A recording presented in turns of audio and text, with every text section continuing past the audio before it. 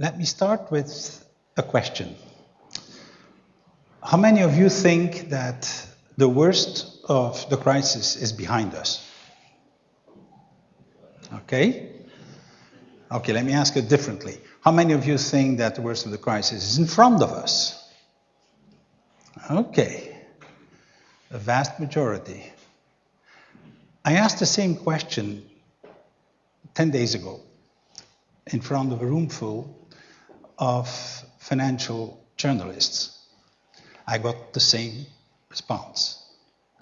It's interesting because when you read the media, the financial press, it's all about green shoots and it's all gone and everything is fine. And I find it intriguing that you don't believe it. A second question. How many of you think that unemployment is going to be a growing issue for the foreseeable future? Anybody who doesn't believe it? We have two people. All right. I think I chose the right example because I'm going to address these issues. Why you're right, why the majority of you is right.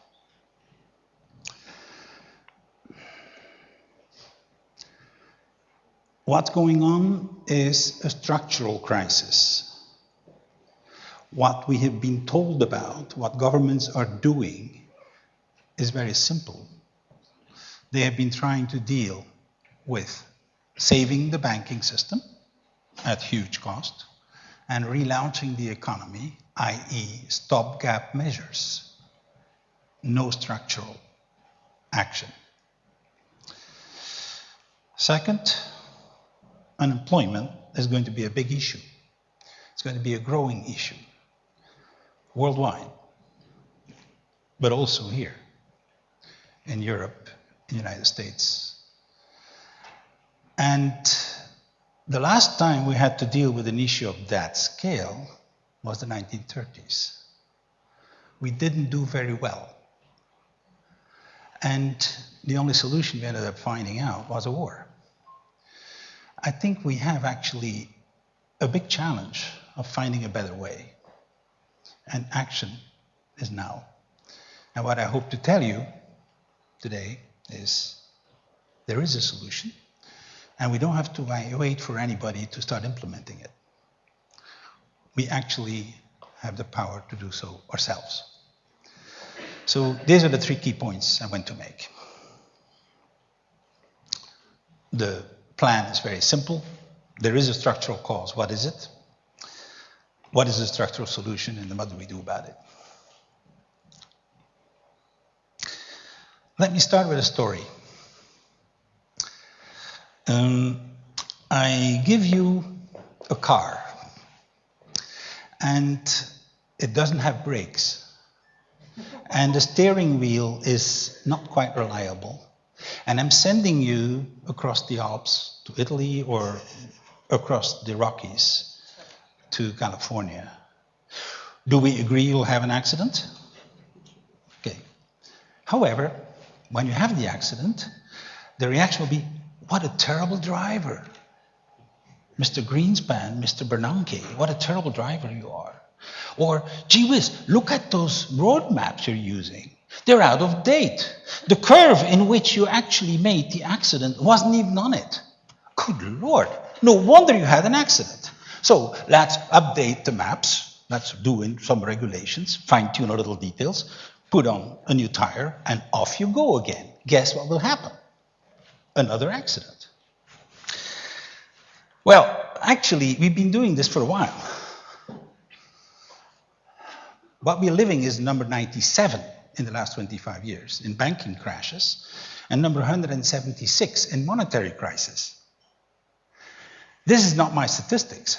This is World Bank statistics. So at what point do we have to kind of say there's a problem with the car? You know, do you have to wait for 99? Why not, wake up? We're dealing with a structural issue. Structural issues require structural answers. not stopgap measures. The evidence for what I'm going to be showing for what the structural cause is comes from very unexpected domains. It comes from complexity theory, and it comes actually from the study of natural ecosystems.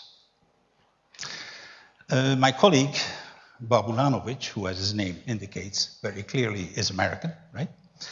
He's with the University of Maryland, and has spent 25 years in quantifying, measuring how biomass moves through networks in natural ecosystems, Chesapeake Bay, the Amazon, Serengeti Plain, whatever. In other words, what we're dealing with is you have the sun coming in, you have plants growing, you have animals eating plants, you have animals eating animals, we eat it all, and what does that make, right? And what he discovered is that a sustainable network has some very specific characteristics. It requires, and we can start with that, the fact that an ecosystem, a natural ecosystem, has to be sustainable to be around, right? We've been trying for a couple of million years before it got there. So, the ones that were not sustainable are not going to found today, okay? And the sustainability, which is the capacity to survive, to actually thrive and flourish in a different environments, different contexts, different challenges over time. That's what sustainability is. Depends on a balance between two key variables: efficiency and resilience. Now, and we can measure that with a single metric. That's what the breakthrough is. Until now, when we talk about sustainability in any field, we're dealing with a bunch of indices, right? Because we really don't know. We can't say this system is 98.5% sustainable. You kind of have indications that there are things a bit, that look a little more sustainable than another, right? Now we can do this. That's the breakthrough. And it applies in any network, any complex network. So let's show what he found. You have two key variables, efficiency and resilience. Efficiency is the capacity for a system to process quantity of biomass in an ecosystem. Okay? In other words, throughput. Resilience is the capacity to survive, to adapt to a drought, a fire, changes in the environment, whatever. So these are the two variables, and the weight between the two, the importance, is shown by these two volumes. Now, this is a little too cute. In fact, the reality is we're dealing with a little range here. It's not that one precise point at 100%. You go to about 97, 98, 6.5% on both sides. So it's kind of, not one point. There's a range, but it's a narrow range. That's important. And the weight is there. Okay. Apply the same concepts, and I'll tell you in a few minutes why the same concepts do apply on an economy, on a financial system.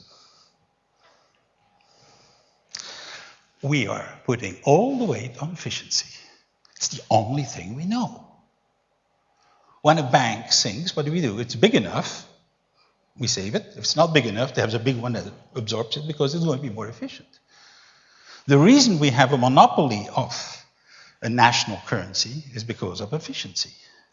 The reason for Milton Friedman's comment that we needed a more efficient system globally was efficiency. And that's why we needed to dismantle all the regulations. So we know only that variable. Now, no prizes for anybody who guess what will happen to that system, right? It will do ping, right? Or plof. That's what a crash is. We've done it a number of times. Now, why can we measure this? There are two variables that are structural. The emphasis is on structural, i.e. they depend on the nature of the network, that explain both the efficiency and the resilience. One of them is diversity, and the other one is interconnectivity. What are we talking about? Diversity is how many different animals are around. Interconnectivity, who can eat what. Okay? Now, these things are structural, I repeat and emphasize. That means that any network, any complex network, can be measured in the same way. All right? It doesn't depend what passes through it. It is biomass, say, in an ecosystem. It's electrons in an electrical circuit. You remember the big blackouts in electricity here in Europe, Northern Europe? The half of the United States going blackouts? What they were doing was this. Engineers know about efficiency. Don't they? That's what I was taught.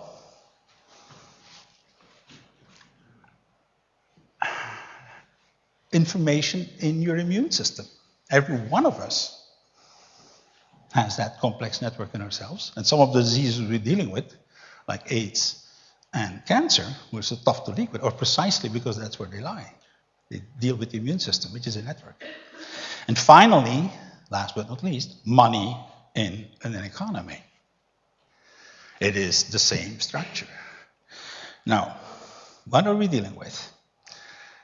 Low diversity, monocultures, right? We know that a match in that stuff can the whole thing go, right? Low interconnectivity. Pandas are very cute. However, they have one big problem. They eat one type of bamboo. If you don't have that type of bamboo, you're in trouble. Compare that with a natural rainforest or a squirrel. A squirrel will eat anything, including strawberries that they normally don't find in a forest. So, what is the structural solution? Now we've gotten clear why that relates to what we talked about and why it applies to our money system. The answer is complementary currencies. Something that sounds strange. Particularly if you had a course in economics, you never heard of it. Okay? Because of course we have a monoculture of one single currency and couldn't need any other else. Complementary currency is anything that circulates, that's standardized, that circulates in parallel with conventional money. So, miles are an example. Okay? They're a different type of medium of exchange.